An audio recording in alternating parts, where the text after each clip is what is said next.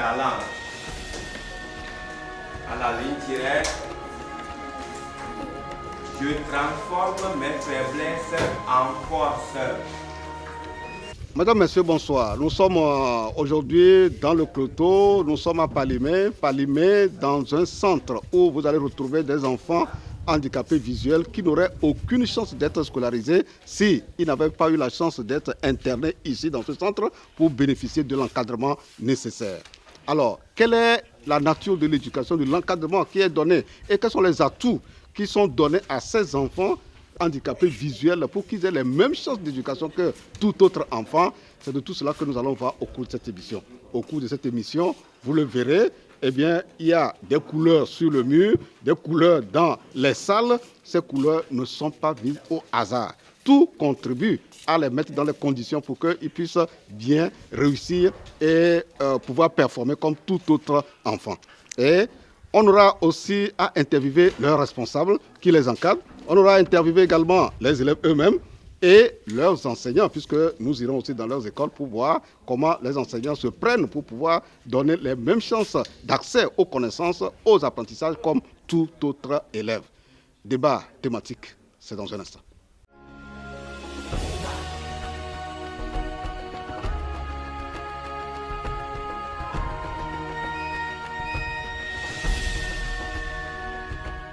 Bonsoir.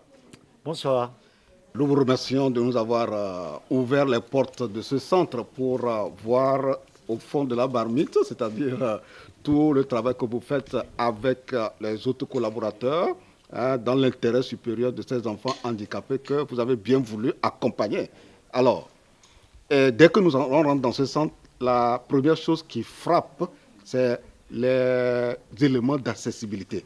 On voit des couleurs variées, on voit une allée avec du gravier et autres. Eh bien, est-ce qu'on peut avoir une idée du sens réel? C'est non seulement pour que ce bâtiment soit joli, c'est surtout pour apporter des contrastes. Ça veut dire que dans les couloirs, les chambres, en accès, tout est contrasté. Ça ne peut pas être tout en blanc, ou tout en gris ou tout en noir. Ça fait partie des normes de l'accessibilité européenne, voire mondiale, j'imagine. Et donc, on a fait autant que faire se peut un chemin en pierre qui, pour moi, j'appelle ça un sentier tactile, pour que les jeunes, quand ils arrivent de l'école, quand ils abordent ce chemin, ils savent qu'ils arrivent au centre. Donc, ils ont un deuxième chemin à droite pour ceux qui vont à l'étage. Et sinon, pour ceux qui sont au rez-de-chaussée, ils arrivent au bout de la rampe et ils savent que. Pour les malvoyants, vous remarquerez que cette rampe, elle est contrastée en bas et au-dessus. C'est comme les marches que vous constaterez plus tard en montant au premier étage. On contraste la première contre-marche et la dernière.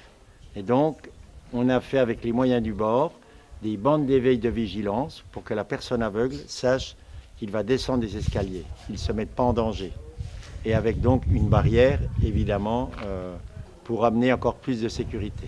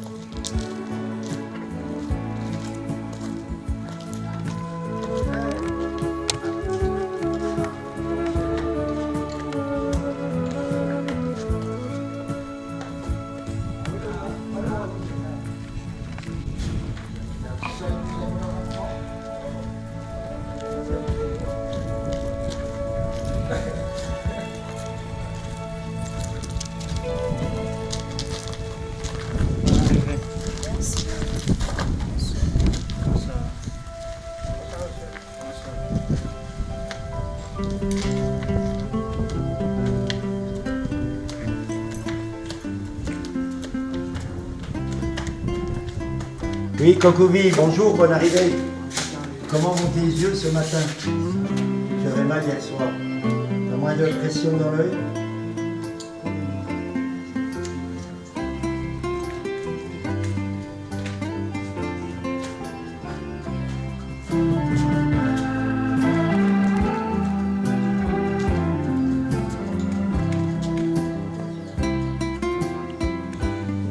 Comme ça.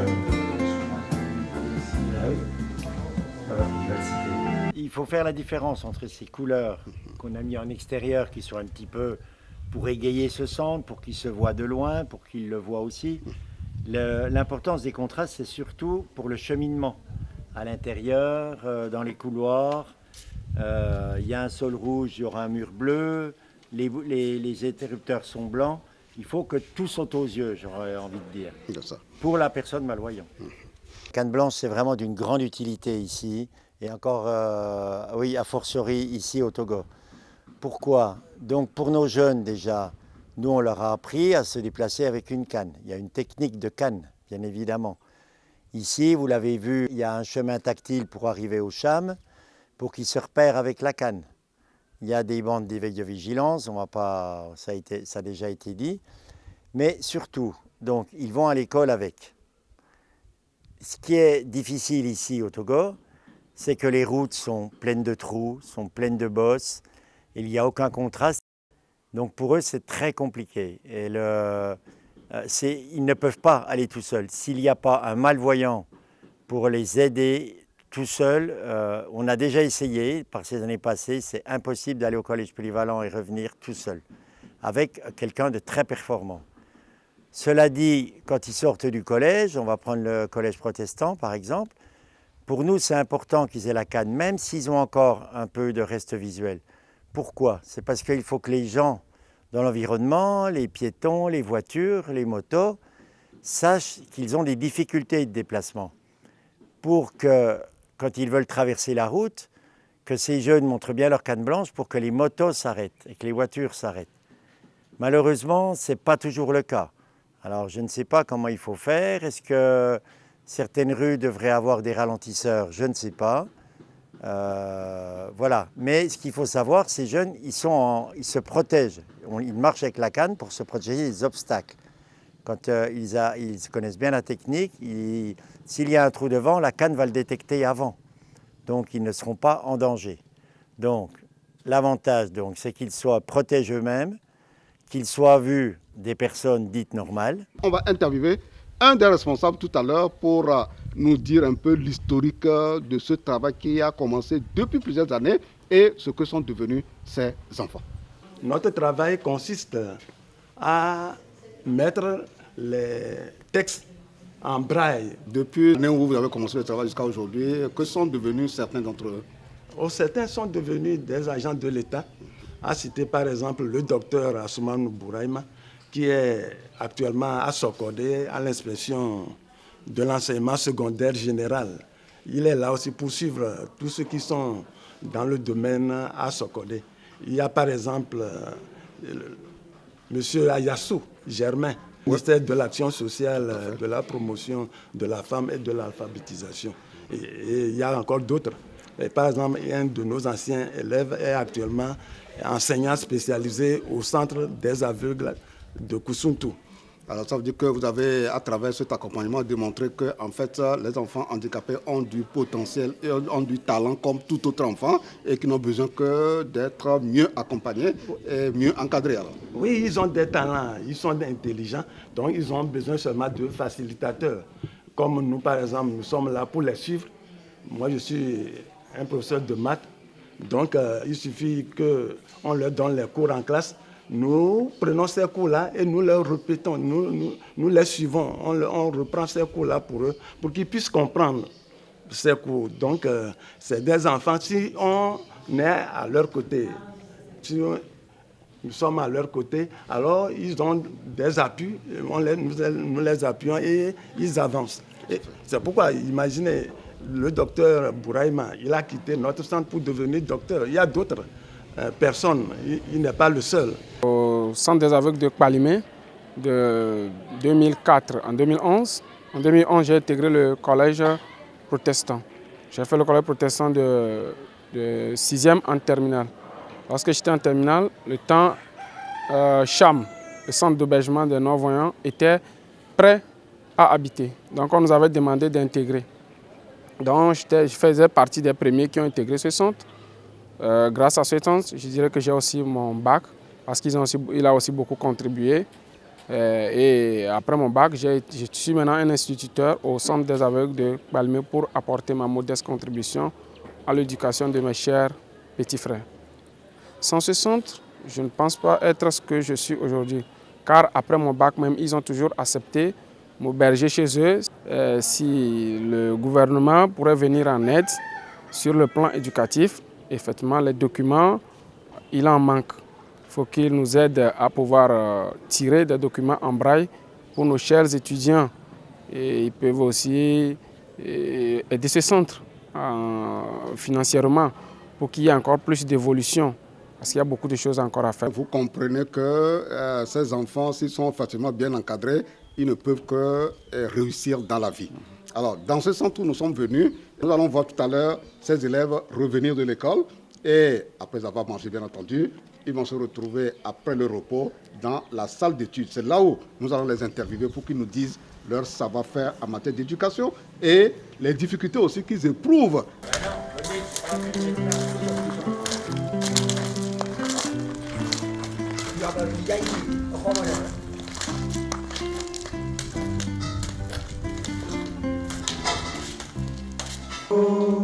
Voici le jour que le Seigneur a fait, que le Seigneur a fait. Qu'il soit pour nous un sujet de joie, un sujet de joie. Voici le jour que le Seigneur a fait, qu'il soit pour nous un sujet de joie. Voici le jour que le Seigneur a fait. Esianye keke, siye o wabo, nyacho aseye, ne miakpo dijo. Esianye keke, siye o wabo, nyacho aseye, ne miakpo dijo. Esianye keke, siye o. Je suis en train de lire un texte sur les routes sanglantes de l'exil. Okay. Après avoir pris quelques vêtements, des baguettes de pain, quelques bouteilles d'eau et 2 boîtes de fromage, elle entra dans la voiture avec ses 3 enfants, puis démarra malgré ses peurs et hésitations. La route était bondée de militaires. Les quelques civils qu'elle rencontrait étaient soit morts, soit en route vers d'autres côtés. Il y a des manuels, quand ils ont des exercices en cours donnés par des professeurs, qui sont écrits au noir, qu'ils ont besoin de transcription, ils partent soit au collège protestant, au département de transcription, ou bien au collège polyvalent. Et là, Vanessa, Yoshua ou bien moi, on se charge de les brailler sur la machine. Ou soit, il y a la tablette là, ils utilisent la tablette pour recopier les cours aussi. L'accompagnement est très nécessaire parce que si nous, on n'était pas là, ils devaient être abandonnés à eux-mêmes. Ce sont des enfants. C'est vrai qu'il est certes vrai qu'ils ont des talents et tout, mais tout compte fait, on doit toujours être pris. Ils doivent être accompagnés des encadreurs pour mieux les guider et les suivre. Chaque soir, ils peuvent rentrer, ils se reposent. Et puis, à 17h, ils apprennent. Par la suite, s'ils ont des questions, ils peuvent approcher Ador, Yoshua, Vanessa ou bien moi. Ou bien soit, en ce qui concerne mathématiques, ils peuvent voir M. Boniface ou M. Chalabessimé. Et puis, c'est comme ça, ainsi de suite. J'avais commencé l'école en noir, arrivé au CM1, avant de perdre la vue. Donc, lorsque j'étais revenu au centre, on m'avait soumis à l'apprentissage de braille. Au début, c'était un peu difficile pour moi, mais avec le temps et arrivé au CP1, je voyais que les choses s'amélioraient de jour en jour.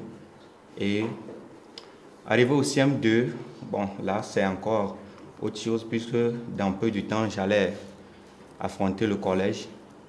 Donc, ce n'était pas la même chose qu'au cours primaire, puisque au collège, maintenant, c'est c'est un autre monde. Là, il n'y a plus les enseignants qui nous suivent de près. Il faut se mêler dans le groupe des voyants et se comporter comme eux. Donc, c'était un peu difficile pour moi en 6e, mais avec le temps et l'allure des choses, je vois que ça va et ça marche de jour en jour. Maintenant, dans les matières, je vois que, par exemple, en français, je sors avec excellence en français.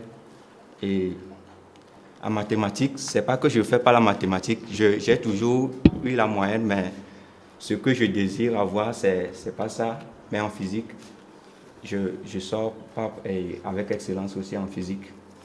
Et en SVT, ça aussi, ça me cause un peu de problème parce que parfois, bon, en 3e maintenant, il faut décrire certaines choses ou bien il y a des schémas que vous n'avez pas la capacité de dessiner ou bien vous êtes obligé de décrire ce que les voyants, eux, ils ont représenté.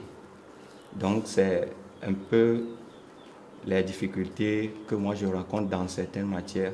Et ce que moi je pouvais attendre de mes enseignants ou bien encadreurs, c'est que si, avec le temps, je peux trouver un enseignant ou bien un répétiteur pouvant me suivre de près dans ces matières, cela me ferait énormément plaisir. En français, maintenant, c'est 18, 50 ou bien 19. Si je descends trop, c'est 17. En anglais, j'ai toujours eu 18. Et si je n'ai pas travaillé en anglais, c'est 16. Et en mathématiques, si je travaille très fort, 15 ou 16. Et si je ne travaille pas, j'ai toujours eu 12 ou 13. Je suis actuellement élève au collège protestant. Et j'ai commencé mes études en 2010 au centre des aveugles de Koussountou. Et là, j'ai commencé par le CI, et c'est là-bas que j'ai appris l'écriture braille. Et au commencement, je n'arrivais pas encore à assimiler les points, à comprendre les points, mais avec l'aide de ma maîtresse, je suis arrivé enfin à maîtriser l'écriture braille. Et au collège, j'ai des difficultés à comprendre certaines matières comme mathématiques, la science physique. Et bon, pour la SVT, c'est les schémas qui m'embêtent. Mais en ce qui concerne les cours, je m'en sortais bien. À l'examen, ils ont essayé de diluer les choses. Ce n'est pas diluer, mais au niveau des chemins, au lieu de nous demander de dessiner, ils nous demandent plutôt à citer, à mettre les différentes parties. Ils ont essayé de traduire ce qui est de l'image dans les épreuves pour que ça soit accessible pour nous aussi.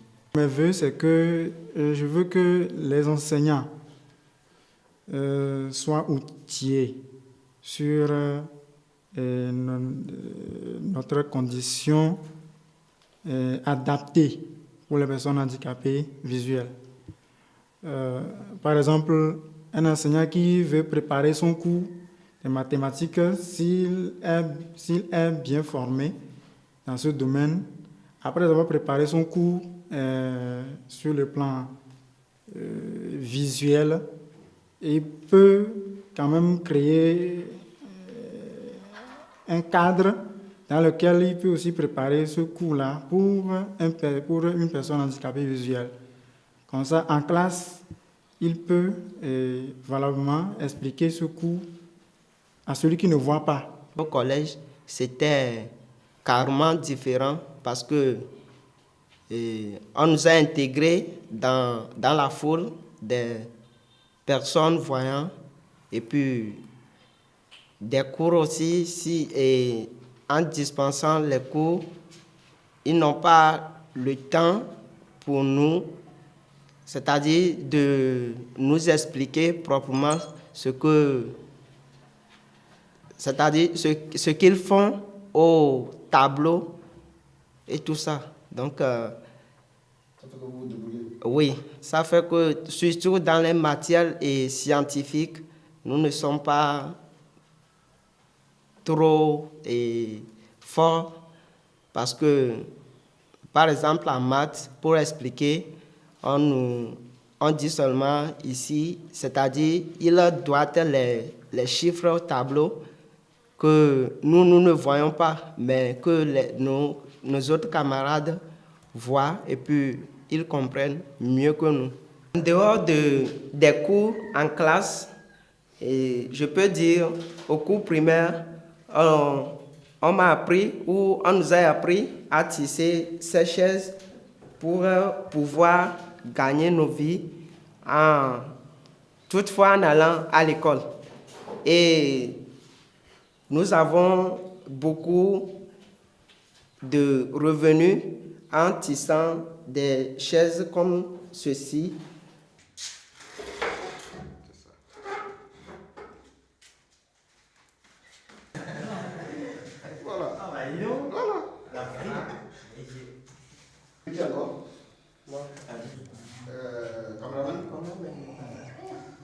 Mes atouts dans ce centre sont qu'il y a tout d'abord mes grands frères et mes grandes sœurs qui ont déjà fait ce centre.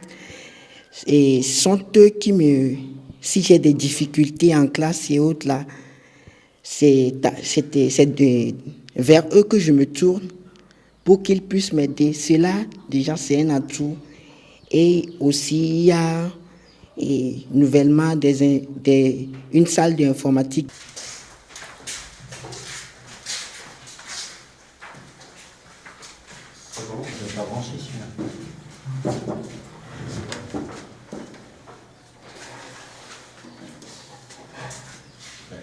Ah, c'est là. Ouais, ok.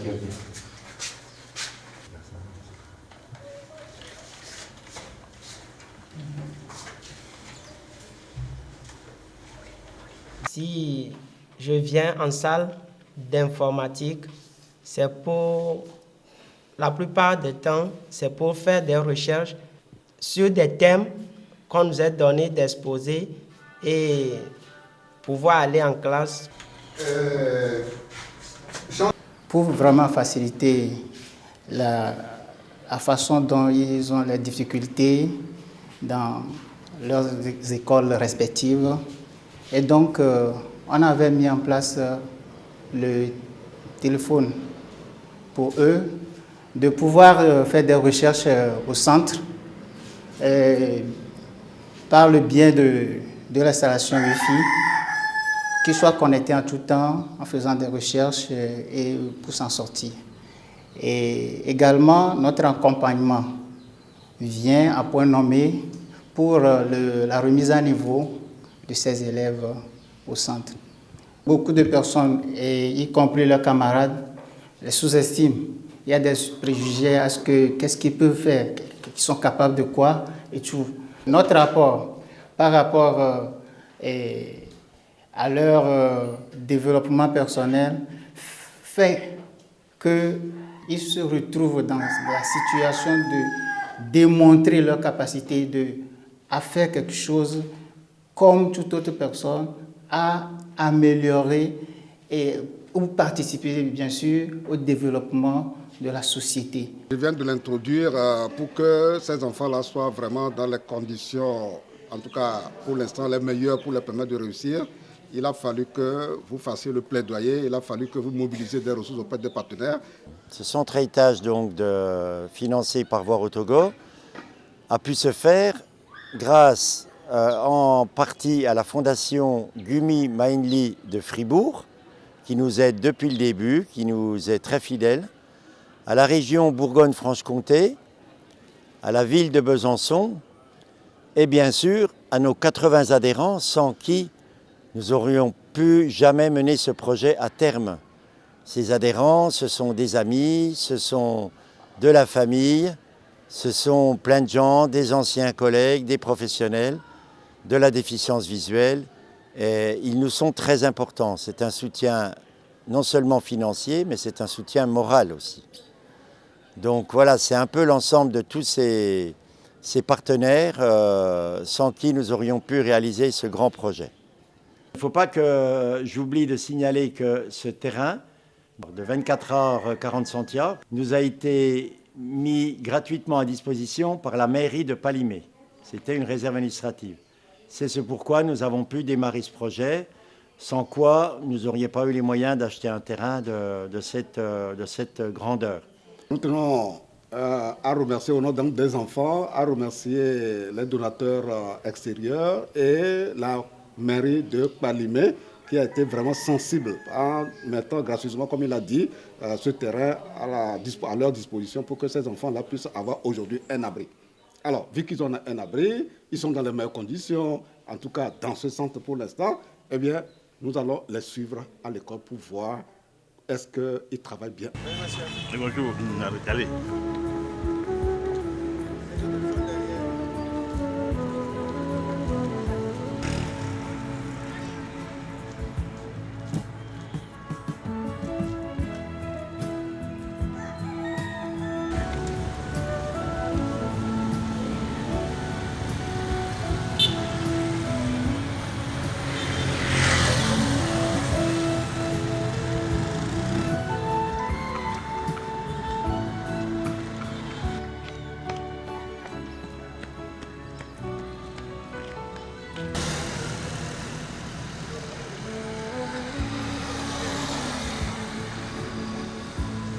Notre établissement, un établissement de l'Église évangélique presbytérienne du Togo, a été créé en 1960. Au départ, c'était une école ou bien un établissement de jeunes filles seulement, mais qui a commencé par prendre les garçons aussi. Donc à partir de 1967, l'établissement est devenu un établissement mixte qui prend les garçons et les filles. Mais il y a de cela 15 ans, on a vu que les non-voyants, après leur école primaire au centre des aveugles qui est sur la route de Agomeyo, après avoir libéré les élèves au CEPD, ont besoin d'un accueil. Donc à partir de ce moment-là, près de 15 ans, notre établissement est devenu un établissement de référence qui prend les non-voyants et les malvoyants. Donc c'est à partir de ce moment-là que nous avons commencé par travailler avec eux. Ils sont, nous ne les avons pas mis à part, mais ils sont dans les classes, ils travaillent avec les voyants. C'est seulement les compositions et les devoirs qu'ils font à part. Dans le temps, nous utilisions les machines à taper. Ces machines que nous appelons les machines à taper. Mais aujourd'hui, il va falloir que les élèves non-voyants aient des ordinateurs afin de pouvoir faire leurs devoirs. Dans les classes, ils utilisent les tablettes. Avec les voyants, ils sont dans la même classe que les voyants. Mais aujourd'hui, on a besoin des ordinateurs afin que ces élèves-là puissent faire leurs devoirs et rendre aussitôt.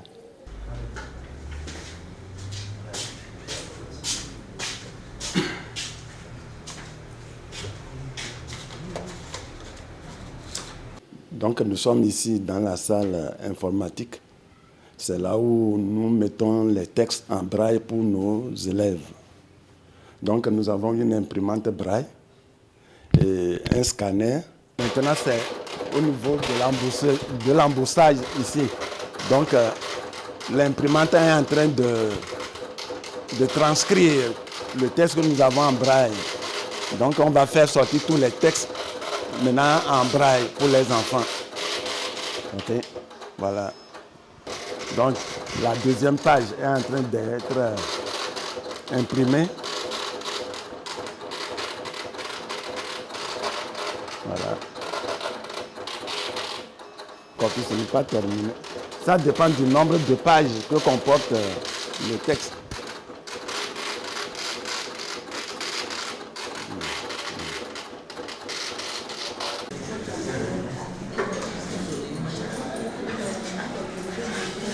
Je vais et être en paix avec soi-même.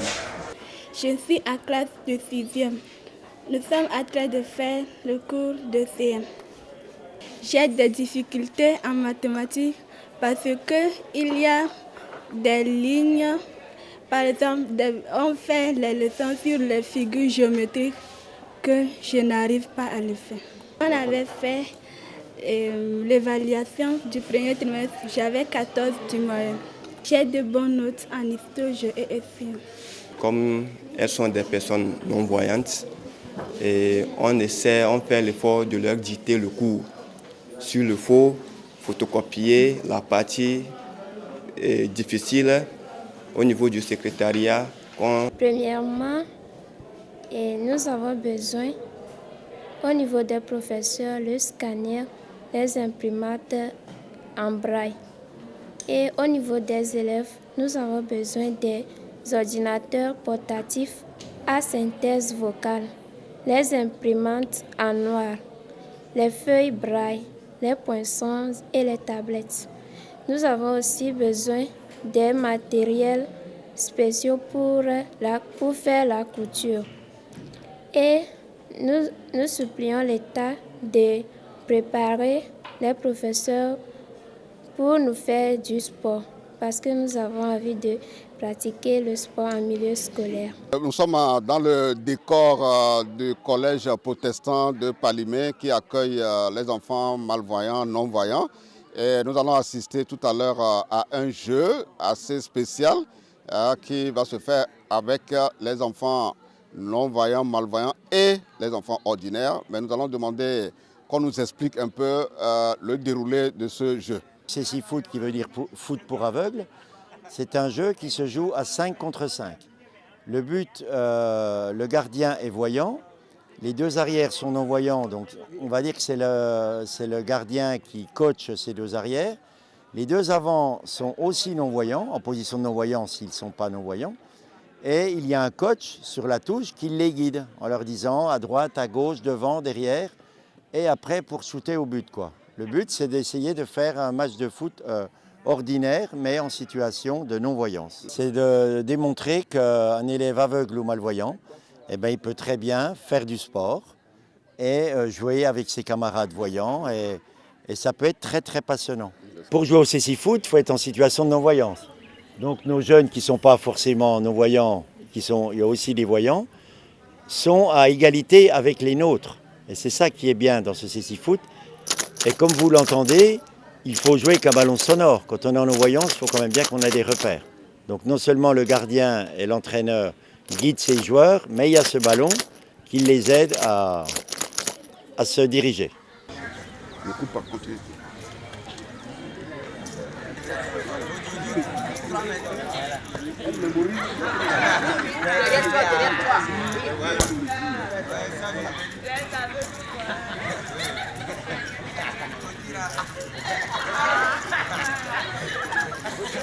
On donne le ballon, on donne le ballon. On le donne aux copains le ballon, on le donne aux copains. Voilà. Hop là. Allez, on le donne son ballon. Oui.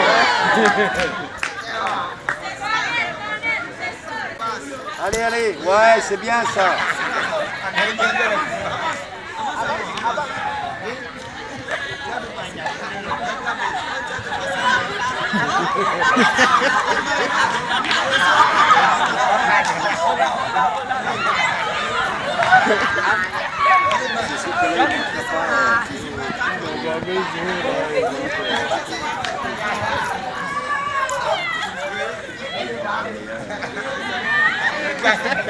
Allez, on se fait des passes.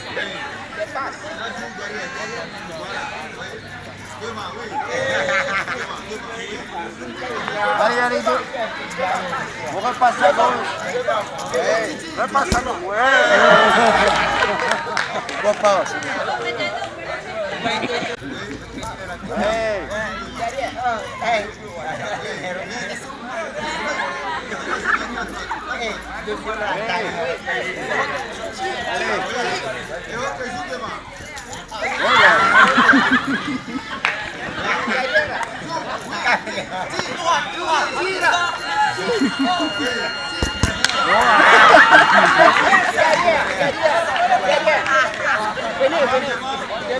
À gauche, à gauche, à gauche, à gauche, à gauche, à gauche, à gauche.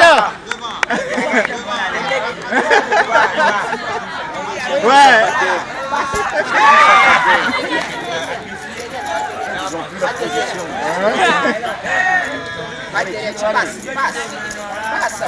Passe-le à droite.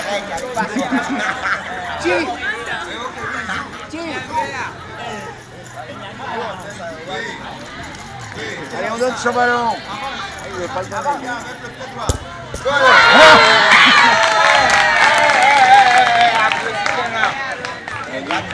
Je ne suis jamais mis en mode non-voyant, donc ça a été pour moi un peu difficile.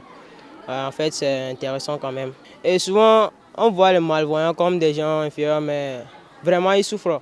Parce que ce qui s'est passé sur le terrain, c'était un peu difficile, quoi. Il y a eu pitié d'eux en même temps. Courage pour eux. J'ai trouvé ce jeu amusant parce que sur le terrain, on ne voit rien, mais quand j'ai trouvé que j'ai marqué, c'est vraiment une joie pour moi. En voyant les malvoyants, nous pensons qu'ils ne sont pas comme nous. Mais en faisant l'expérience, j'ai compris que nous tous, nous sommes un et tout le monde doit être fier de chacun. La leçon que j'ai tirée, c'est que à travers ce sport, nous pouvons tous développer l'esprit d'écoute. L'esprit d'écoute. Nous pouvons aussi développer notre oui. Parce que nous tous, nous pensons que sans les yeux, nous ne pouvons rien faire. Or, ce jeu nous montre la manière dont les non-voyants, les malvoyants ou les aveugles font pour vivre leur vie de tous les jours. Ils développent eux-mêmes leur oui, leur manière d'entendre. Et nous discriminons ces malvoyants. Mais ce jeu nous montre que les malvoyants, eux, malgré ce sens qui manque, arrivent à pratiquer ce sport mieux que nous qui voyons. Même les yeux bandés, j'ai remarqué qu'on n'arrive pas à toucher la balle. Or, si vous mettez quelqu'un qui ne voit pas bien sur ce terrain, il peut exécuter ce jeu mieux que n'importe qui. Et nous voyons que nous sommes dans l'incapacité de pouvoir bien réaliser ce jeu. C'est la qualité, ou bien ce que nous trouvons dans ce jeu, c'est le développement de l'écoute. L'écoute attentive. Donc nous ne devons pas discriminer ceux-là que nous appelons malvoyants. Ce sont des hommes, des êtres humains qui vivent dans la société, qui doivent intégrer la société, qui doivent développer leur manière de vivre dans la société. Pour un enfant aveugle ou malvoyant en France, il peut faire plein de sports. Donc, effectivement, un jeune, il peut faire de la natation, il peut faire de la course à pied, il peut faire de l'escalade, et l'escalade est très intéressant. Et c'est pas très dur de faire des murs d'escalade, de mettre des prises contre un mur. C'est très facilement réalisable. On a essayé, autant que faire se peut, de commencer à démontrer ce que pourrait faire un élève déficient visuel. Donc, on essaye de démarrer cette activité du CC Foot, foot pour aveugles, que vous avez vu tout à l'heure. Et là, derrière moi, c'est tandem. Le tandem, c'est le sport de prédilection pour un aveugle. Ça se fait même aux Jeux Olympiques. Moi, je connais des gens qui ont fait les Paralympiques dans ma ville. Donc, c'est un voyant devant, un non-voyant derrière. Et on peut faire le Tour de France, voilà, en faisant un peu d'humour. Mais voilà, sachez bien que, oui, on aurait besoin d'infrastructures. Moi, j'ai vu à des championnats, il peut faire aussi du saut en longueur, il peut faire plein de choses.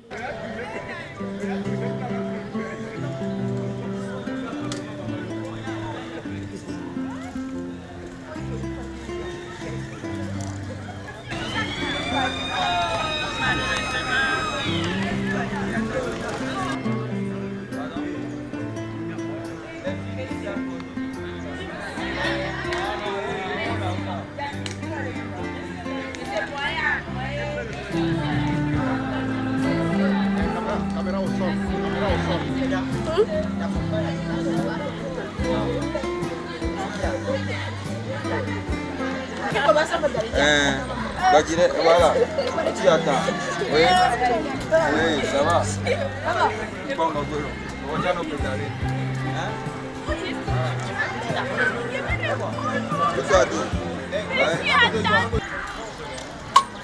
Oh là là. Oui, ça peut aller. Allez.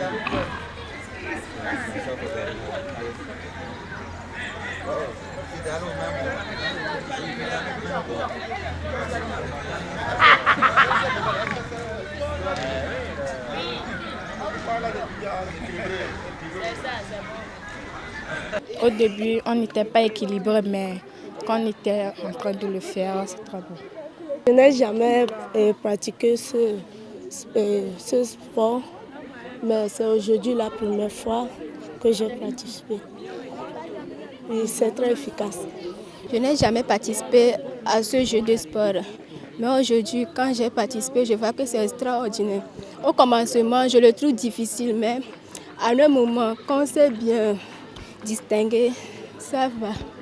Nous sommes actuellement avec le directeur régional de l'éducation Plateau Ouest. Monsieur le directeur, bonsoir. Bonsoir, c'est Marcel. Voilà, nous sommes dans votre région pour faire un coup de projecteur sur les enfants à déficience visuelle. Et on veut savoir si ils ont des atouts ici pour vraiment être scolarisés et pouvoir avoir les mêmes chances d'éducation que les autres enfants. Déjà, au niveau de Palimé, ici, nous avons essentiellement 2 établissements qui leur ouvrent leurs portes. Il s'agit du collège protestant et du collège polyvalent.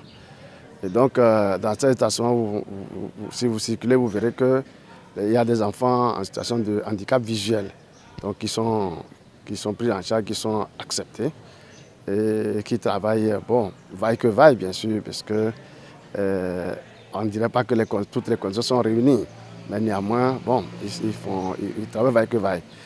Et maintenant, le deuxième atout, c'est que pour accompagner ces enfants, au-delà du fait de leur permettre de s'inscrire dans cet établissement, pour les accompagner, donc il y a aussi une association qui est derrière et qui, d'abord, au-delà de l'aspect formation, qui a créé un centre d'hébergement pour ces enfants, vous voyez, parce que quand ils quittent l'école, il faut qu'ils soient quelque part et pour pouvoir être à côté de leur école. Donc, ils sont entièrement pris en charge et également dans ce centre, il y a tout un ensemble d'infrastructures qui sont installées, qui sont en cours d'installation aussi, avec un matériel approprié pour pouvoir les aider lorsqu'ils sont en activité à la maison. Et je pense même qu'au niveau même du collège protestant et du collège polyvalent, l'association également lutte à mettre également du matériel à leur disposition. Ils ont des chances de fréquenter, mais c'est l'accompagnement maintenant qui reste vraiment à approfondir. Tout à fait. La région est là pour décliner tout ce qui est décidé au niveau supérieur en matière de politique éducative. Donc, au niveau de la région, nous aussi, nous sommes en train de... Nous cherchons des partenaires. Nous cherchons des partenaires parce que pour le moment, l'État est engagé dans l'éducation inclusive, mais le dispositif pour, disons, former les enseignants, identifier ces enfants en situation de handicap, et puis, ce n'est pas tout à fait au point. Peut-être c'est pour nous l'occasion de lancer un appel aux associations et aux personnes de bonne volonté qui voudraient aider notre région éducative à aller de l'avant dans le sens de l'éducation inclusive, dans le cadre de la prise en charge des enfants en situation de handicap et surtout des handicaps visuels. Il est question que les premiers responsables nous disent leurs projections et leurs attentes par rapport aux partenaires, surtout nationaux, pour continuer d'accompagner ce centre afin que les enfants qui sont là et ceux qui viendront demain puissent avoir un encadrement meilleur que celui que nous voyons aujourd'hui. Nous tenons à remercier le responsable de VAT, c'est-à-dire Voir au Togo, qui nous a aidés à avoir ce centre. Donc, notre souhait, c'est que ce centre devienne un jour un centre de ressources pour la production des documents en braille pour nos enfants. Puisque aujourd'hui, ils ont beaucoup de livres, les livres d'anglais, de philo, etc. Donc il faut mettre ces textes-là en braille pour nos enfants. Donc c'est pourquoi nous voudrons demander aux frères, aux uns aux autres, d'intervenir, surtout nos partenaires, si nous pouvons avoir des partenaires à l'intérieur du pays, pour nous aider à avoir d'autres imprimantes braille, des PC, pour la production des documents. Non pas seulement pour nos enfants qui sont dans ce centre, mais pour les autres aussi qui sont dans le pays. Parce que nous savons que les difficultés que nous rencontrons au niveau des documents dans ce centre, les autres aussi ont les mêmes difficultés. Donc, comme nous avons déjà le centre et que nous avons déjà les salles, donc il suffit de les équiper d'outils informatiques pour la production des documents en braille que nous pouvons repartir sur toute l'étendue du territoire national.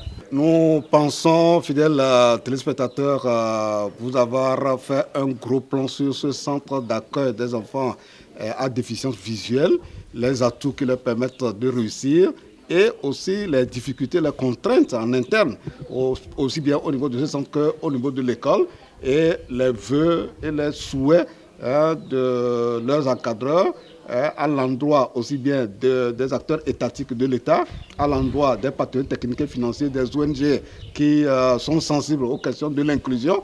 Eh bien, leurs interventions, leurs suggestions, leurs apports sont les bienvenus. Sur ce, nous vous disons merci vraiment de nous avoir suivis et on vous donne rendez-vous pour un autre numéro de débat éducation. D'ici là, portez-vous bien. Bye, bye. Talent. À la ligne tirée, je transforme mes faiblesses en force.